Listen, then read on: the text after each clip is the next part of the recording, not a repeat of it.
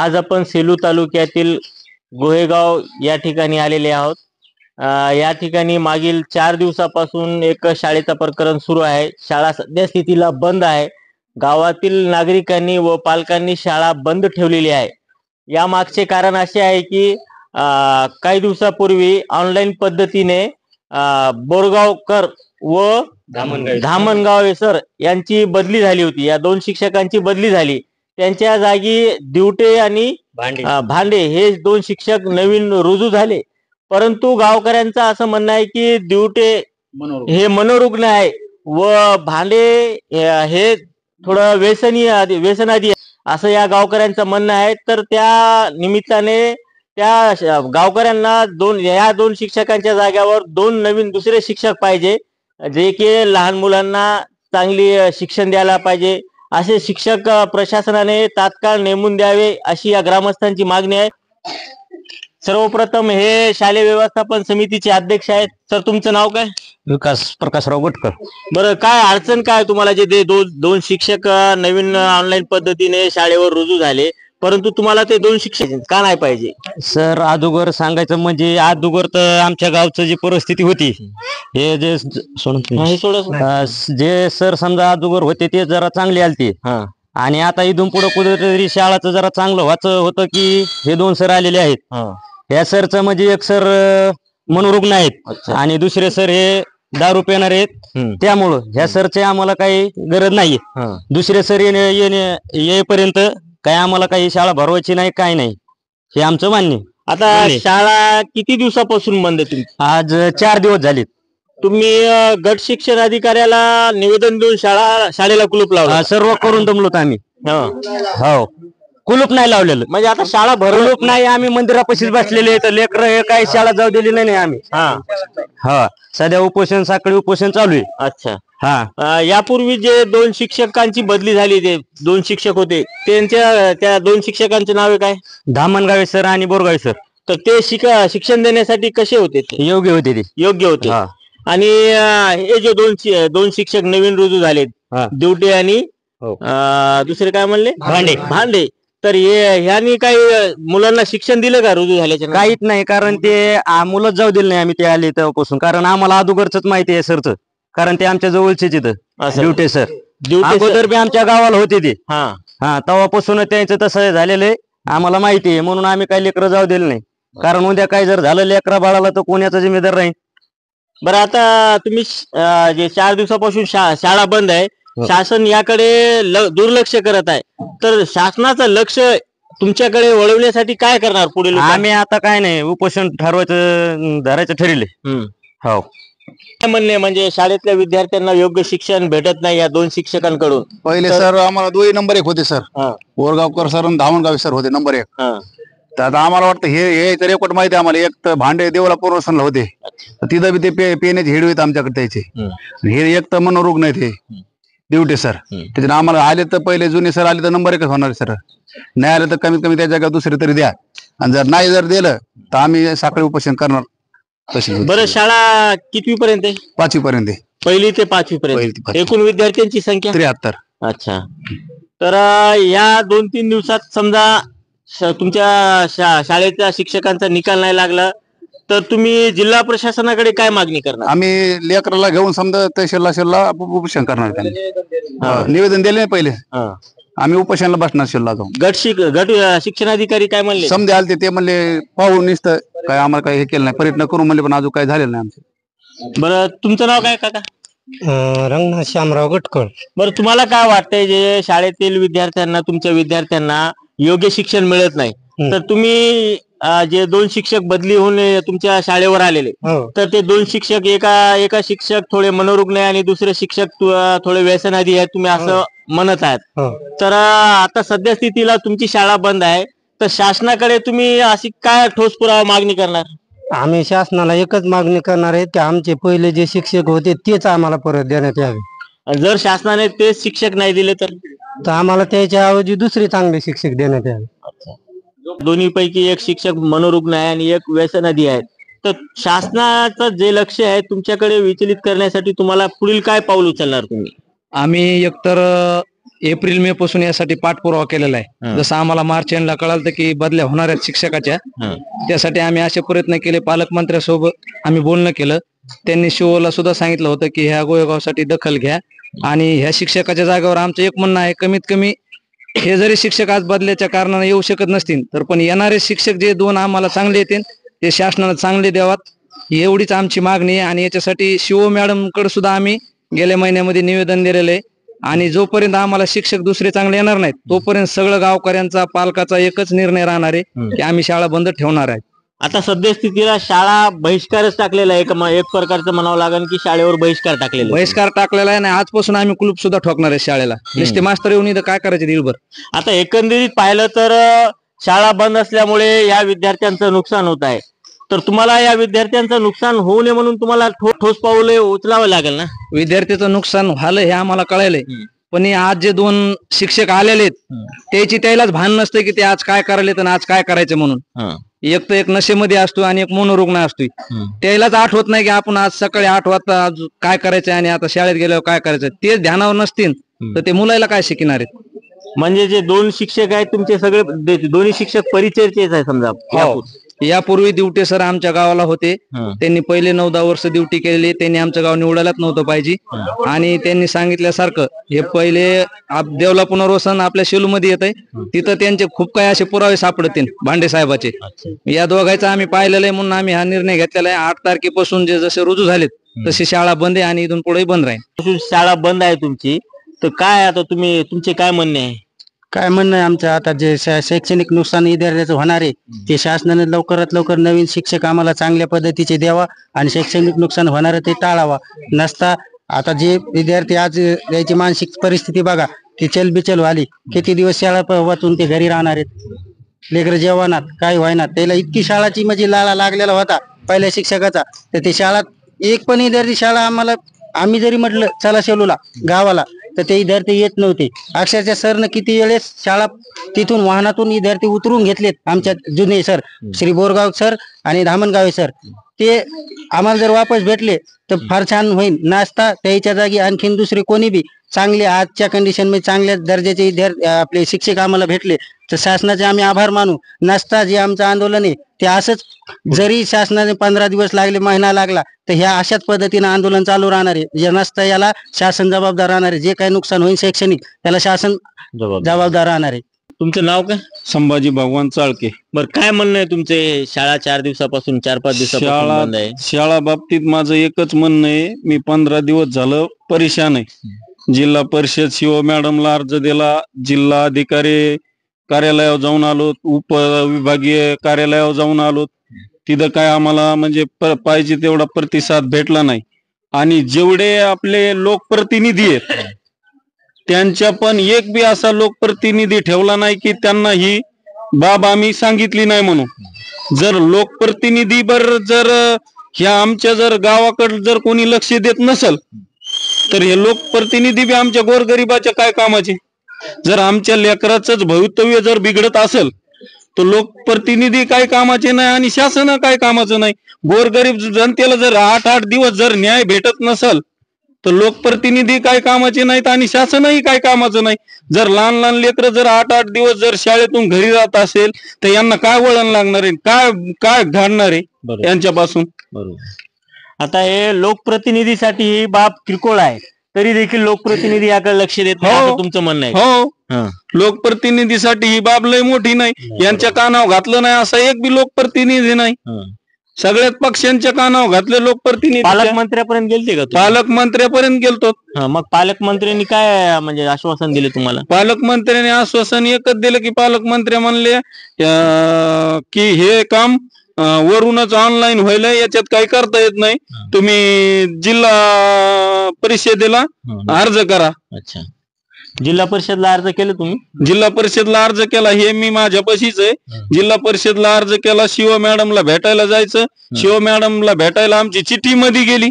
4 लोक होतो आम्ही, आम्हाला वेळ भेटला नाही. जिल्हा मॅडम निघून गेल्या. आता इथून परभणीला जिल्ह्यावर जायचं म्हणलं तर 60 किलोमीटर आहे. जर तिथं जाऊन जर 2दा जर जिल्हा शिव मॅडम जर भेटत नसतील तर गोरगरीब काय करणार आहेत? तिथं जाऊन बी वेळ भेटला नाही. काय सर तुमची काय प्रतिक्रिया आहे? 4 दिवसापासून शाळा बंद आहे, मुलांचे शैक्षणिक नुकसान होत आहे. याला सगळं प्रशासन जिम्मेदार आहे. आणि दुसरं सांगायचं म्हणजे पालकमंत्री असून सुद्धा या जिल्ह्याला काय आमच्या गावाचा काय फायदा झालेला नाही आतापर्यंत तर नाही. कारण कोणतंही आश्वासन आणखीन त्यांनी पूर्ण केलेलं मला तर काही लक्षात नाही. कारण 19 पासून आम्ही त्यांच्या सोबतच आहे आणि 2 वेळेस ह्या गोळेगावून त्यांना लीड दिलेली. अच्छा. तरी त्याचं काय सकारात्मक आमच्या गावाला म्हणायसारखं असं त्यांनी एक बी काम केलेलं नाही. म्हणजे पालकमंत्री यांची तुमच्या गावासाठी सकारात्मक भूमिका अजून आली नाहीच.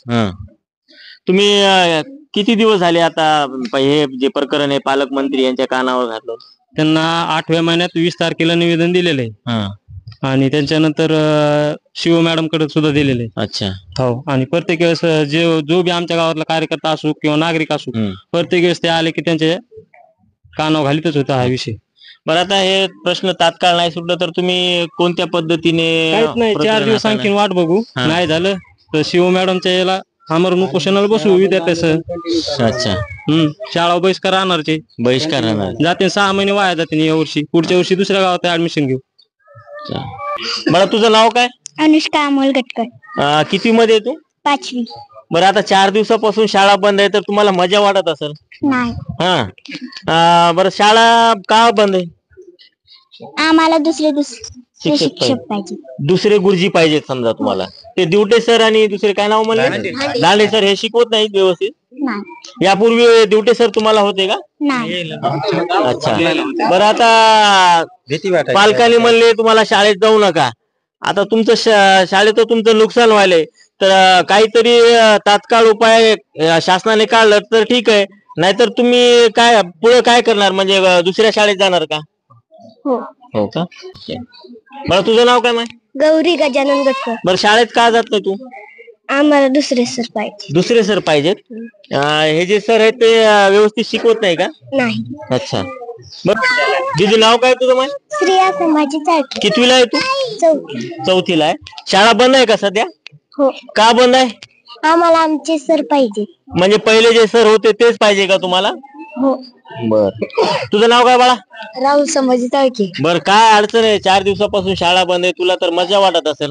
नाही. नाही का बंद आहे शाळा?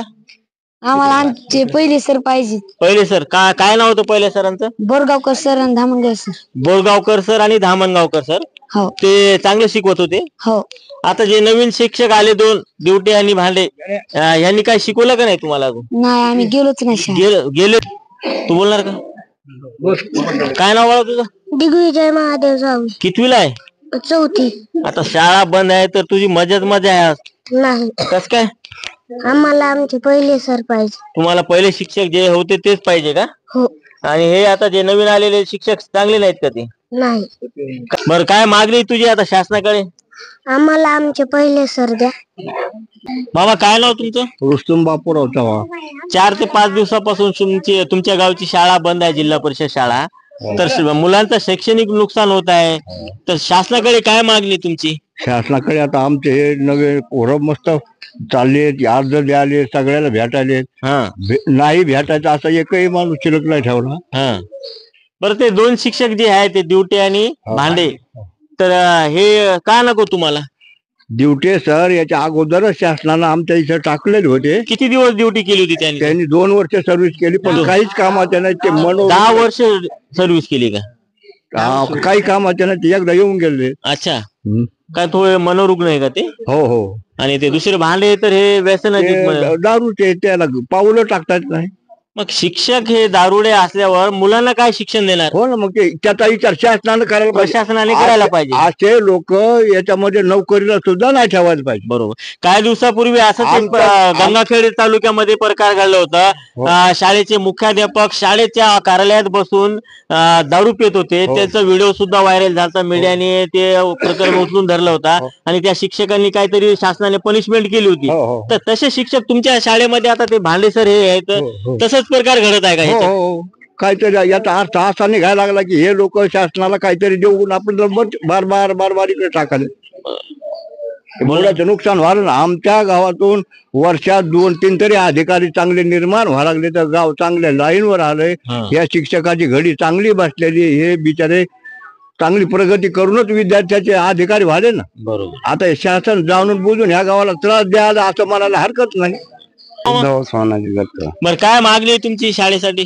आम्हाला दुसरे शिक्षक नाही पाहिले जॉईन झालं ते एक तरी ठेवा पायलटला आणि बाकी दुसरा भरती करा. अच्छा. दुईची नाही होत तर पहिले तर दुई पाहिजे, पण नसलं होत शासनाला कवर तर एक तरी ठेवा. बरं, काय तुमची मागणी? आम्हाला होईन तिथपर्यंत प्रशासनानं पहिले शिक्षक ठेवावं. आता हे जे लेकरं आहेत हे शाळा 10ला भरती, पण लेकर 8ला शाळेत जाऊन बसत होती. एवढी त्याला शिक्षकाची ती आवड निर्माण झालेली होती. आणि ह्या शिक्षकाच्या एक जागरूकता अशी केली आहे ना की आम्ही गावाच्या बाहेर शाळा नेण्यासाठी प्रयत्न केले आणि ते केलं. पण 3 रूमचं बांधकाम आता तिथं गावाच्या बाहेर नेऊन केलं. इथं जागा अपुरी होती. म्हणजे ह्या शिक्षकाचं कार्य खूप मोठं होतं. आता नेमकं कुठं तरी बाहेर जायचं, शाळा बाहेर नेऊन चांगली शाळा हे ते घडवण्याचं काम चालू होतं.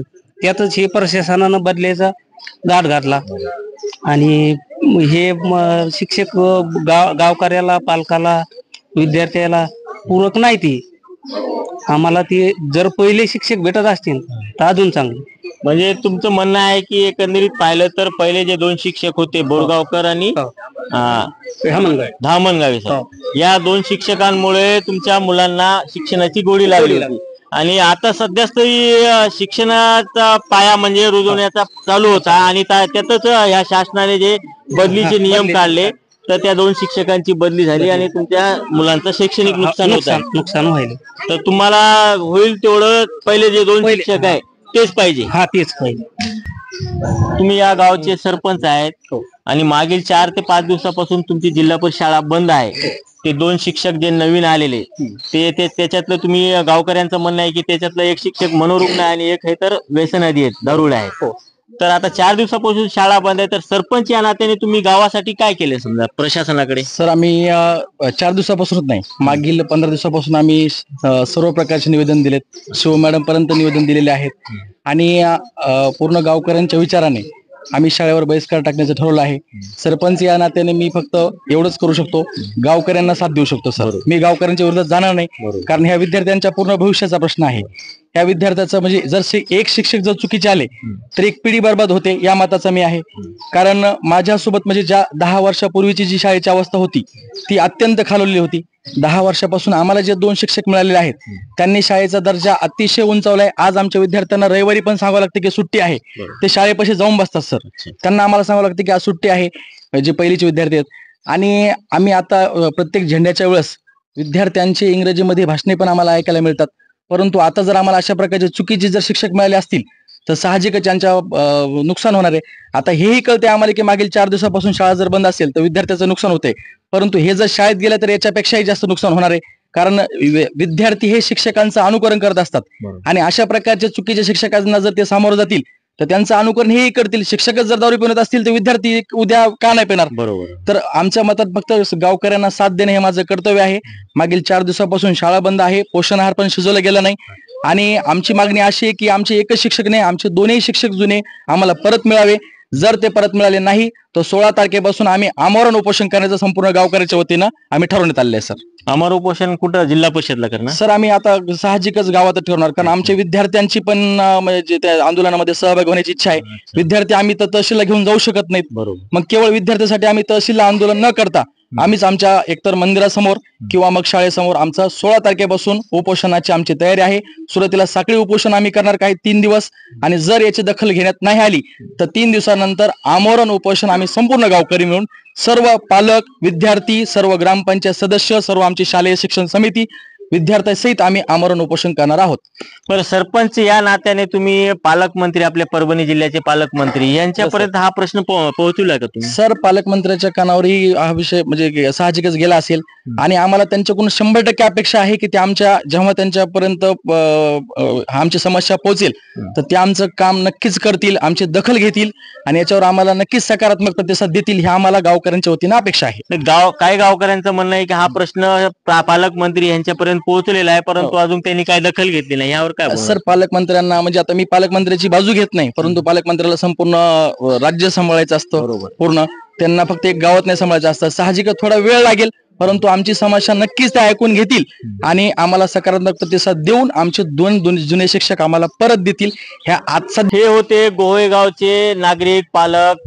मागील 5 दिवसापासून गावातील जिल्हा परिषद शाळा बंद आहे.